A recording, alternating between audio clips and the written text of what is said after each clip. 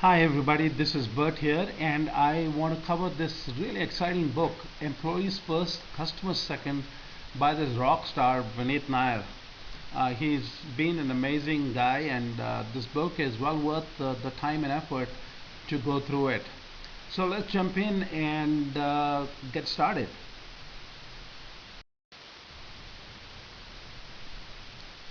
So Vineet Nayar, something about him, he's been with HCL for forever, I think.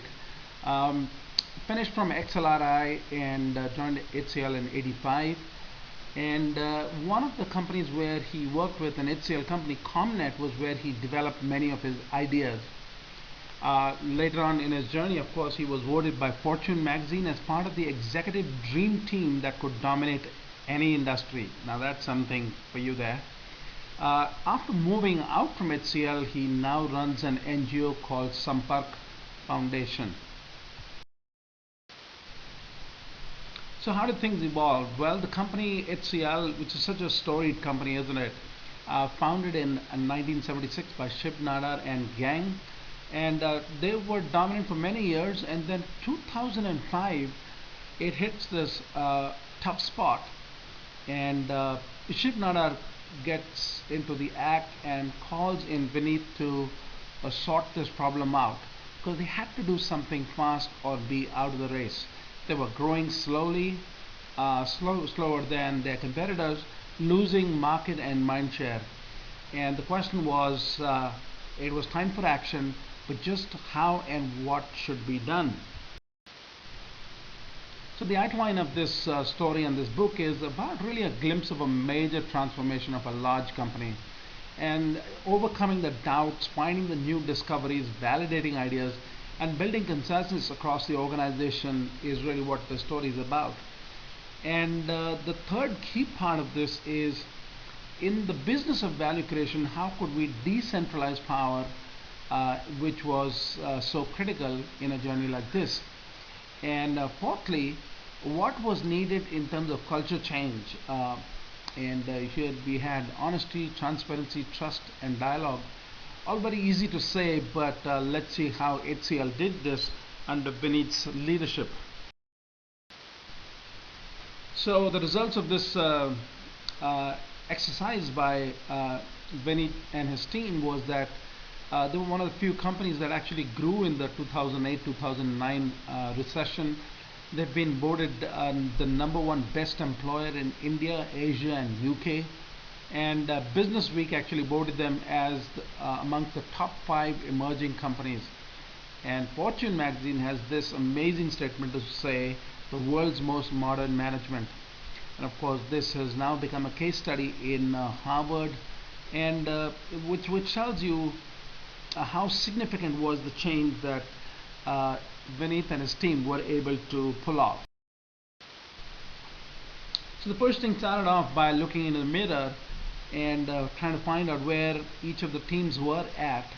And they basically bucketed these 3 groups of employees. One were the transformers. They wanted change. In fact, they were angry that things were not changing fast enough, and they wanted change now. There was a second group of people which they located called the lost souls, who were the negative guys, intentionally pushing back, intentionally saying, no, it won't work here, in fact it won't work anywhere. And the third group of people were the fence sitters, who were the watch and wait guys. And the fence sitters actually contributed the biggest section. These are the guys who would smile at you in the hallway, who would say the nice thing, but actually they weren't there. And the question was, how could we strike this balance which would give us the key to transformation? So one of the first things that they looked at was the traditional structure of an organization was the pyramid, the famous pyramid, right? With the big boss on top. And but what they found was that individual employees who actually delivered the services were way more invaluable than the big bosses on top.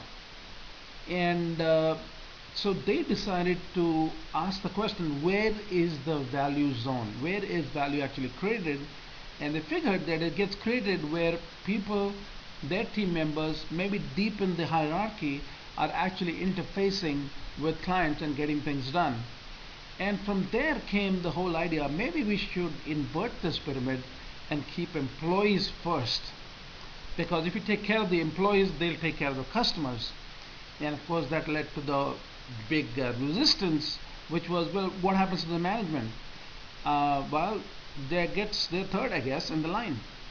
And they started casting vision for what Vineet called the romance of tomorrow, coming future backwards. What is that they want to create in the future? So trust through transparency. I mean, everybody says that that's how it's done, but how do you actually do that? And he quotes this four characteristics of trust that are needed: credibility. Do you have what it takes? Are you reliable? And is there customer intimacy there? And is your orientation towards yourself or to others? And they also did some very simple thing, which is that they opened financial results of each of the teams. Bosses could no longer hide behind information saying that, oh, this is privileged information. They had to open up the books and show it to the teams, and in fact anybody could see where the teams were and who was actually producing value. And they came up with this idea of the open office, and this was an existing tool of how they would have serve customers outside. But what if we turned it inside? And they started the smart service desk concept, where an employee would log in issues online and set a deadline for closure. It couldn't be left hanging, and the status updates could be seen at any time. And what was really critical was the employee gets to close the ticket, not the service desk. We've seen this too often, that a ticket is open and the service desk is so desperate to close it without actually resolving things. And so they set the goal for a zero ticket week, where employees actually felt that, yeah, you know what, my team's doing well, there are no issues, this is great. So that became the kind of rallying goal that they put for the service desk. Reverse accountability. Now that's a different one altogether, which is the people below usually are accountable to people on top. But what if we turned it around and got the bosses, the senior people, to be more accountable to the people who are actually creating value? And so customers are attracted by 4 P's, which we know: product, price, promotion, and placement. But really the 5th one is also key. They're also attracted for the people. Who are the people who are actually servicing them? Are they really other oriented, wanting to give value to their clients or not? And so this whole idea of reverse accountability became very critical, that bosses and managers and leaders were now accountable to the value zone versus the other way around. So they tried different diverse action. It wasn't one thing. There was lots of internal communication campaigns, and there was a 360-degree survey which was open actually, and anybody could see where their leader was at and what was some of the feedback that was there. But the heart of this was that these evaluations and feedback that was coming in was treated as a developmental goal, not as a way to be punitive as is done in many organizations. So what if we actually treat this as a development goal and work with your manager to become better at your work? This meant the CEO's role, and actually any leader's role, how it changes. The fact of the matter is, when you concentrate power, it reduces speed. You concentrate power, it reduces speed.